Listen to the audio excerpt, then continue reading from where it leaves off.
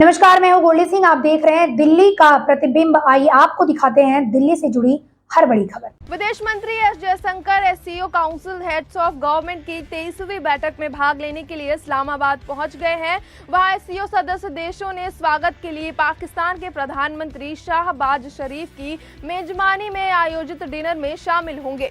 ये 9 साल में किसी भारतीय विदेश मंत्री की पहली पाकिस्तान यात्रा है। इससे पहले पूर्व विदेश मंत्री स्वर्गीय सुषमा स्वराज ने सुरक्षा सम्मेलन में भाग लेने के लिए 2015 में इस्लामाबाद का दौरा किया था। दिल्ली में हुई चुनाव आयोग की प्रेस कॉन्फ्रेंस ने महाराष्ट्र और झारखंड में होने वाले विधानसभा चुनाव की तारीखों का ऐलान कर दिया है। महाराष्ट्र में एक चरण में चुनाव होने हैं जिसकी तारीख 20 नवंबर तय की गई है। इसके बाद चुनावी नतीजे 23 नवंबर को आएंगे। बता दें कि महाराष्ट्र में कुल मतदाताओं की संख्या 9.63 करोड़ है, जिसमें से 4.66 करोड़ महिला मतदाता है। पहली बार मतदान करने वाले मतदाताओं की संख्या 20.93 लाख है। महाराष्ट्र में मतदान केंद्रों की संख्या 1,186 है। झारखंड में होने वाले विधानसभा चुनाव को लेकर चुनाव आयोग ने तारीखों का ऐलान कर दिया है। झारखंड में 2 चरणों में चुनाव किए जाएंगे। पहले चरण के चुनाव 13 नवंबर को होंगे, जिसके बाद दूसरे चरण के चुनाव 20 नवंबर को होंगे। चुनावी नतीजे 23 नवंबर को आएंगे। बता दें कि झारखंड में कुल मतदाताओं की संख्या 2.6 करोड़ है, जिसमें से 1.29 करोड़ महिलाएं और 1.31 करोड़ पुरुष मतदाता है। पहली बार मतदान करने वाले मतदाताओं की संख्या 11.84 लाख है और झारखंड में पोलिंग स्टेशन की संख्या 29,562 होंगे।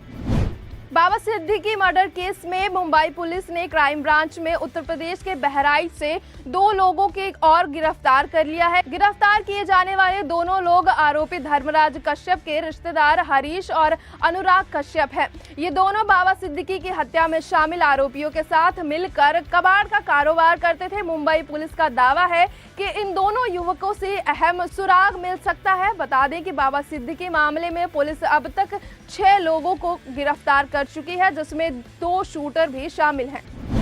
बहराइच हिंसा में मारे गए राम गोपाल मिश्रा का परिवार महासी विधायक सुरेश्वर सिंह के साथ सीएम योगी के आवास पर पहुंचकर सीएम योगी आदित्यनाथ से मुलाकात की। मुख्यमंत्री से मिलकर मृतक परिवार ने कड़ी कार्रवाई की मांग की और मृतक की पत्नी ने कहा कि खून का बदला खून होना चाहिए। जिसके बाद योगी ने ट्वीट कर कहा कि जनपद बहराइच में दुर्भाग्यपूर्ण घटना में काला कवित हुए युवक को शोक संतप्त परियोजनाओं से आज लखनऊ में भेंट की।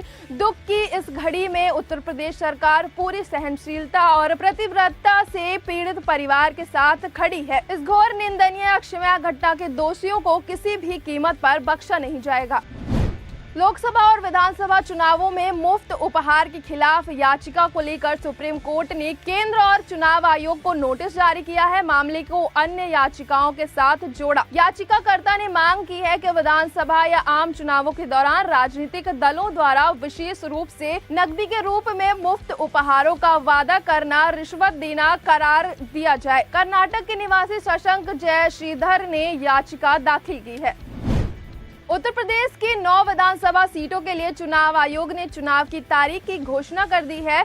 यूपी की सभी 9 सीटों पर एक चरण में चुनाव कराए जाएंगे। चुनाव आयोग ने बताया यूपी में 18 अक्टूबर को अधिसूचना जारी होगी, वहीं 25 अक्टूबर को नामांकन का आखिरी दिन होगा। उसके बाद 28 अक्टूबर को नामांकन पत्रों की जांच होगी, जिसके बाद 13 नवंबर मतदान होगा और 23 नवंबर वोटों की गिनती होगी।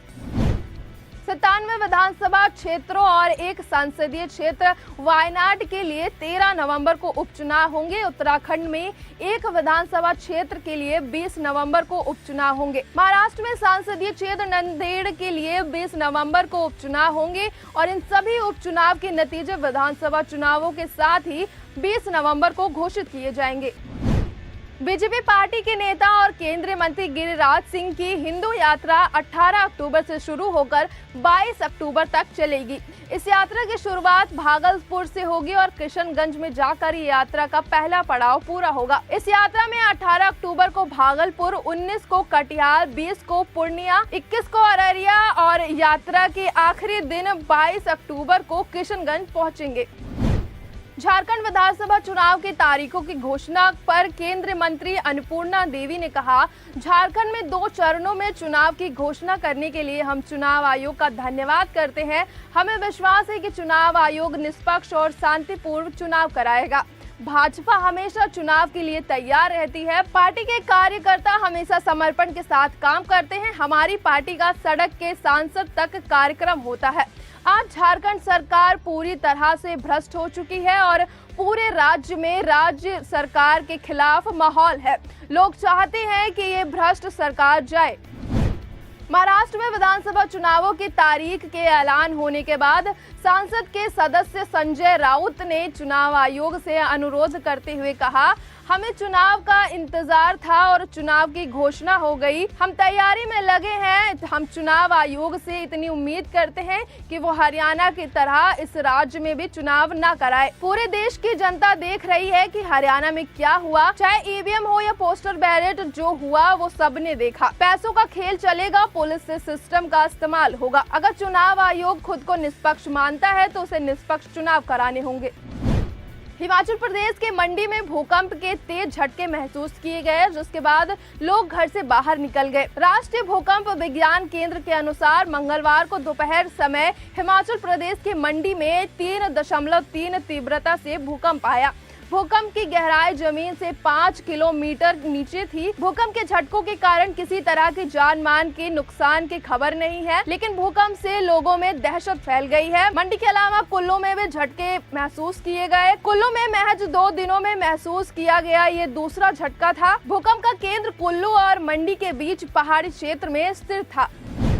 जागो प्यारे मोहन मजा होशिल ना जैसे कई सीरियल और फिल्मों में पॉपुलैरिटी हासिल करने वाले एक्टर अतुल परचूरे ने बीते दिन दुनिया को हमेशा के लिए अलविदा कह दिया था। 57 साल की उम्र में सोमवार को इनका निधन हो गया था। वो पिछले कुछ सालों से कैंसर से लड़ रहे थे। हालांकि वो बीमारी से ठीक हो गए थे, लेकिन पिछले कुछ दिनों से उनकी तबीयत एक बार फिर बिगड़ गई थी, जिस वजह से डॉक्टरों ने उन्हें ब्रेक लेने की सलाह दी थी। 15 अक्टूबर को शिवाजी पार्क शमशान में एक्टर का अंतिम संस्कार किया गया। बाबर आजम की जगह लेने वाले कमरान गुलाब ने अपने टेस्ट डेब्यू मैच में शतक लगाकर इतिहास रच दिया।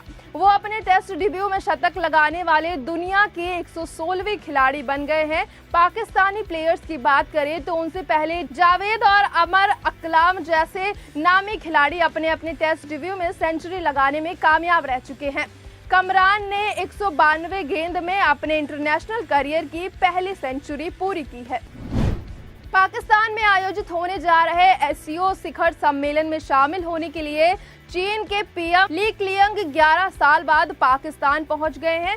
चीनी प्रधानमंत्री की ये पहली पाकिस्तान यात्रा है। पाकिस्तान के प्रधानमंत्री शाहबाज शरीफ ने चीनी प्रधानमंत्री से मुलाकात की और द्विपक्षीय संबंधों के साथ साथ आपसी और क्षेत्रीय हितों के मुद्दे पर